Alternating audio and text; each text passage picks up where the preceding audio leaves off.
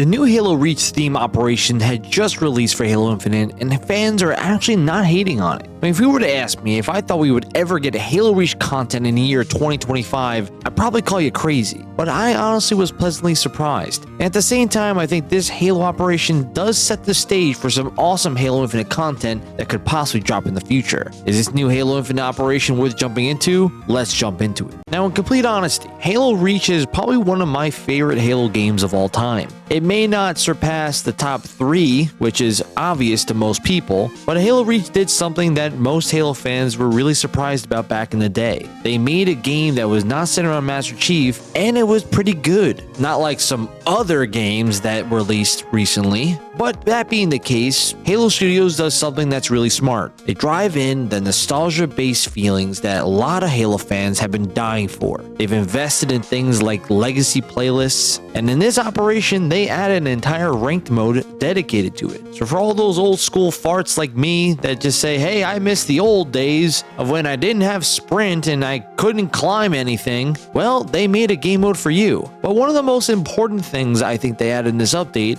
was Invasion. Now, Invasion was something that they were kind of hinting at for a long time, and they even made some sort of banished Slayer to kind of tease this new or reintroduction of Invasion, where one team had alien-based weapons while the other had UNSC-based weapons. But Invasion is finally back in Halo Infinite, and I gotta say, they did a pretty good job. Essentially, what Invasion is that one team starts with alien-based weapons and they're either defending or attacking a point. And this entire game mode revolves around objectives that you must complete in order to win the entire match. So while one team is trying to stop the other from capturing bases, delivering a payload, bringing a bomb to blow up a site, the other is just trying to prevent all that. And you actually get the chance to play both sides of the team and see whether or not you have the ability to surpass all the objectives or just to limit the other team. Now, obviously, we all kind of want to have elites in the game because, you know, that's how the original Invasion was, if only dev teams actually listen to the fans. But, you know, it's just too hard to ask for, right? To actually get elites. But even that being the case, the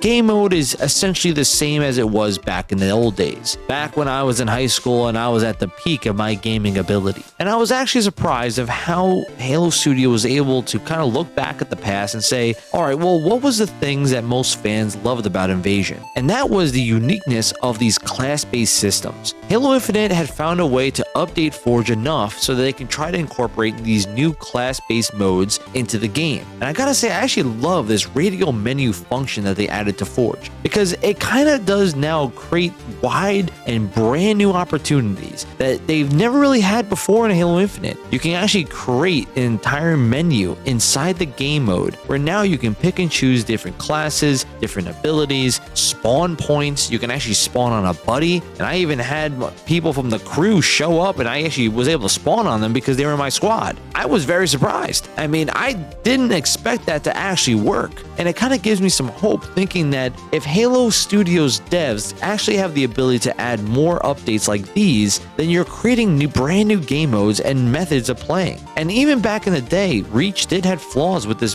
game mode. Back in the day, it was 6v6, and sometimes that certain classes were completely outweighing another. But Halo Infinite kind of found a way to actually make this more balanced. They added 2 more players on each team, making it similar to that of Big Team Battle. So you're having these maps that were recreations of Reach maps or even maps from the campaign, and you even added new additions to make them feel different. Sure, do I wish we had the old classic shotgun and grenader that was on the UNSC class? I wish we had those guns, but we don't. But I gotta say, those classes back in the day were just OP powerful, especially with how good I was at the grenader. I mean, I was just a lethal weapon with that thing. But with that being the case, this game mode does slap. They do a great job at making it feel fun and different. And one of the new additions they added to Invasion was Payload, which is basically a carbon copy of everything we've seen from Overwatch to Marvel Rivals, where your job is to deliver a payload or a vehicle across a certain checkpoint, and then once it reaches a certain checkpoint, you gain points. And if you get all the way to the end of that map, you then have the ability to now bring in a bomb or a flag to then end the match. But in my opinion, this is actually a pretty good mode for Halo. I mean,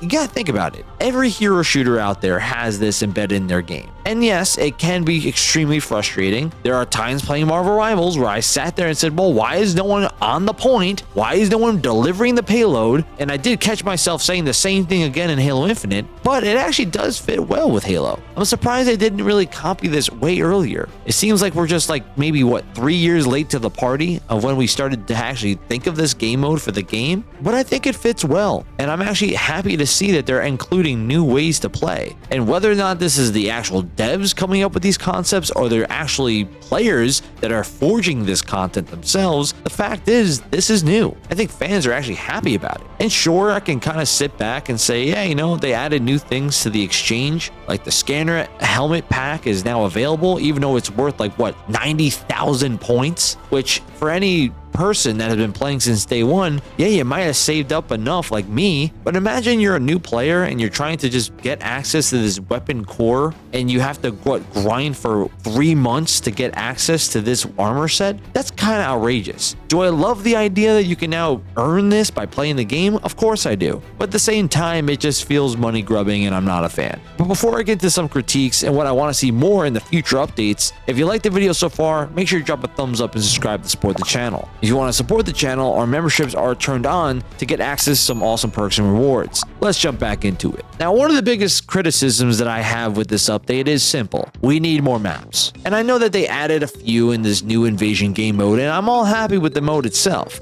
But for God's sakes, we have big team battle, squad battle, and we have all these other smaller modes. Can you please add more maps to these other game modes that need a lot of love? I love the fact that you added Invasion, and that is similar to that of a big team battle playlist. But at the same time, you also can add modes like Spire to big team battle, to squad battle, and everybody, every single person as a fan would adore it. But instead, you don't do those things, and now you're expecting me to wait another month before I can even have a chance at earning new maps. Because my only downside with Invasion maps is that you can only play them in Invasion. So as much as a new map looks cool and it mirrors that of Halo Reach style gameplay, the problem is I'm not going to be able to play this map unless I'm playing that game mode. So that's a big flaw. You need more maps. You need refreshes. You need things to do in these other game modes or else you're going to lose population on that. I'm honestly going to be blunt here, and I've been kind of ragging on this every update video I've done on the channel, but the store should just be done at this point. We're going to get an update on the new Halo game coming out in the near future. It was rumored in October that we're going to get new information about the new Halo games that we're going to see in the following years. Even that being the case, we still have a store that's functioning, causing people to pay money into when we are basically near the end road of this game. What's the point? You have fans that are dedicated to this game, and you're not giving them any sort of benefit, especially when it comes to the store. In my opinion, you should be following in the Helldivers 2 method or even the Marvel Rivals method of rewarding those players that keep playing with monetary benefit. Meaning that if they grind through a battle pass, they should earn actual cash. Because that's exactly what happens with Marvel Rivals. If I want to grind and get the Thing Swimsuit Edition, then I should earn that. I should have the right to pay for it. If I'm playing Halo Infinite, I'm grinding and I'm trying to wait online for these queue times to play into these matches, I deserve to get paid for it. Because at the same time, the store is becoming useless. What happens when Halo Infinite's servers just turn off? Are you going to get your money back for all the grinding you did? No. Are you going to be able to earn these credits in Halo 7's game? No. So what's the point of having them still locked behind a paywall at this point? You're just holding them like a hoarder. I don't understand it. And I gotta say, I love the radio menu and the new additions they made to this update, but I need to see more additions, especially as we progress. In my opinion, this sets the stage for Warzone. This sets the stage for Warzone Assault. You could even use class systems. You can even create a game mode that might be even a parry